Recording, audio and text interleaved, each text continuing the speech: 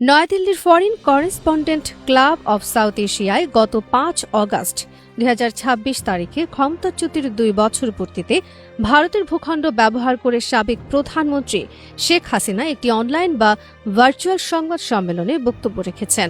ভারত সরকার তাকে ভিডিও উপস্থিতির অনুমতি না দেওয়ায় শেখ হাসিনা সরাসরি স্ক্রিনে আসেননি। তিনি শুধু অডিও লিঙ্কের মাধ্যমে যুক্ত হয়ে বক্তব্য দেন। তবে তার ছেলে সজীব ওয়াজেদ জয় এবং ক্রিকেটার সাকিব আল হাসান সহ অন্যরা স্ক্রিনে দৃশ্যমান ছিলেন। এই ঘটনার পরপরই ভারতের পররাষ্ট্র মন্ত্রণালয়ের মুখপাত্র রণধীর জয়সওয়াল একই কথার পুনরাবৃত্তি করে সাফ জানিয়ে দিলেন, এটি একটি বেসরকারি আয়োজন, এর সঙ্গে সরকারের কোনো সম্পৃক্ততা নেই এবং প্রকাশিত মতামত তারা সমর্থনও করেন না। কিন্তু দিল্লির এই ব্যাখ্যা আসলে কতটা যুক্তিসঙ্গত? একটি রাষ্ট্র কি শুধু বেসরকারি আয়োজন এই তকমা দিয়ে নিজের আন্তর্জাতিক কূটনৈতিক দায় থেকে সম্পূর্ণ মুক্ত হতে পারে? প্রথমত, বাংলাদেশ কিন্তু এই বিষয়ে মোটেও নীরব ছিল না। ঘটনার আগেই পররাষ্ট্র উপদেষ্টা সরাসরি ভারতীয় হাই কমিশনারকে ডেকে আনুষ্ঠানিক অনুরোধ জানিয়েছিলেন যেন হাসিনাকে ভারতের ভূখণ্ড থেকে রাজনৈতিক বক্তব্য বা রাজনৈতিক কার্যক্রম পরিচালনার সুযোগ না দেওয়া হয়। স্পষ্ট করে বলা হয়েছিল, এটি দুই দেশের দ্বিপক্ষীয় সম্পর্কের অগ্রগতিতে বড় আঘাত হানতে পারে। হাই কমিশনার তখন বিষয়টি বিবেচনা করার আশ্বাস দিলেও বাস্তবে দেখা গেল উল্টো চিত্র এবং অনুষ্ঠানটি ঠিক যেভাবে পরিকল্পনা হয়েছিল সেভাবে অনুষ্ঠিত হয়েছে। এখানেই প্রশ্ন ওঠে, একটি রাষ্ট্র যখন প্রতিবেশী রাষ্ট্রের আনুষ্ঠানিক এবং স্পর্শকাতর অনুরোধ পাওয়ার পরও তার ভূখণ্ডে ঘটতে যাওয়া এমন ঘটনা ঠেকাতে কার্যকর কিছু করে না, তখন নিছক আমরা জড়িত নই বলাটা কি রাষ্ট্রীয় দায় এড়ানোর জন্য যথেষ্ট? দ্বিতীয়ত, দিল্লির এই বেসরকারি আয়োজন যুক্তিটি ফাঁপা মনে হওয়ার আরও একটি বড় কারণ রয়েছে। শেখ হাসিনা কোনো সাধারণ নাগরিক নন, তিনি আন্তর্জাতিক অপরাধ ট্রাইব্যুনালের দণ্ডপ্রাপ্ত প্রত্যর্পণযোগ্য একজন রাষ্ট্রীয় পলাতক।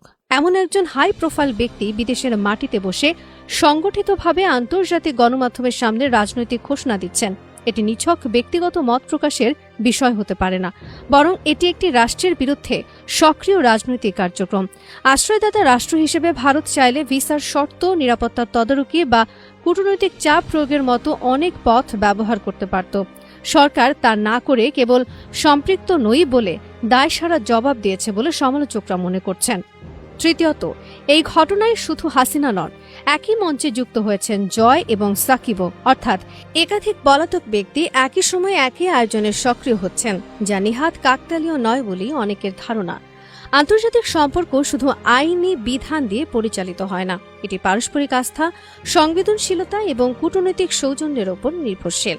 আন্তর্জাতিক চর্চায় সাধারণভাবে প্রত্যাশা করা হয় কোনো রাষ্ট্র তার ভূখণ্ড এমন কর্মকাণ্ডের জন্য ব্যবহৃত হতে দেবে না যা অন্য একটি রাষ্ট্রের অভ্যন্তরীণ পরিস্থিতি বা দ্বিপক্ষীয় সম্পর্ককে নেতিবাচকভাবে প্রভাবিত করতে পারে।